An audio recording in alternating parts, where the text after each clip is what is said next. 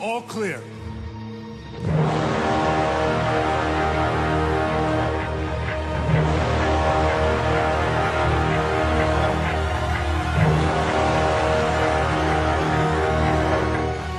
Well, in Hitman Absolution, 47 is on a most personal journey for him yet.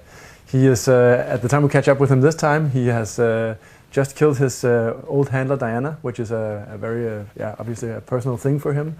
And he has now been asked to find a girl called Victoria.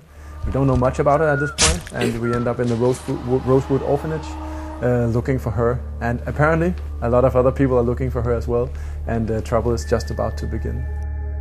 Since we got the opportunity to build everything from scratch, meaning we built the Glacier 2 engine, we could also kind of look at all the different mechanics of the Hitman game and figure out where we wanted to improve them. And today we're really trying to make it about 47 and all the abilities he has. That's also why we're kind of showing two playthroughs, two versions of how you could play the same bit of the game, the same portion. And I think that's really one thing we really wanted this time, is for him to feel like he's come full circle. Like no matter what you do as a player, he has the ability to perform how you want.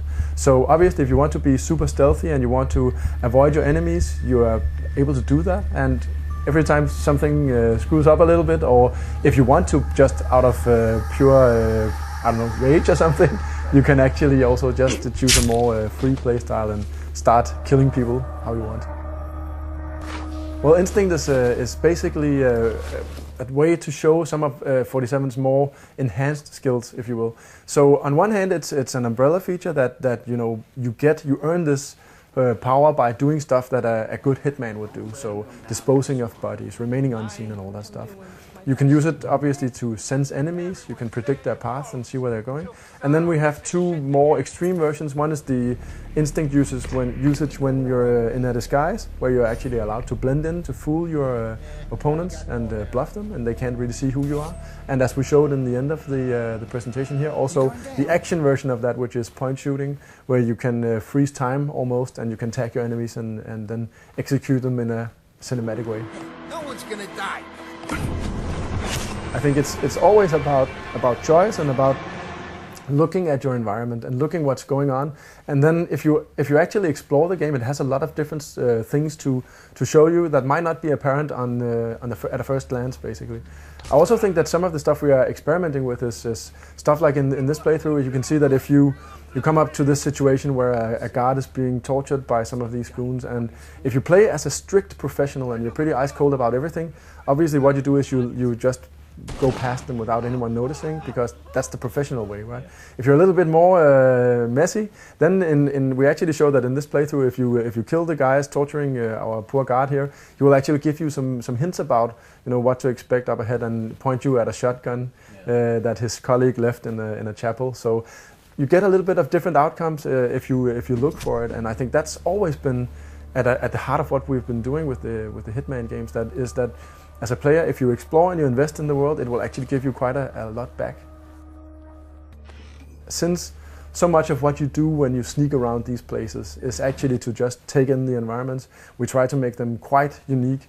And I think we have been looking a lot at our legacy and trying to see what would that translate to in Absolution.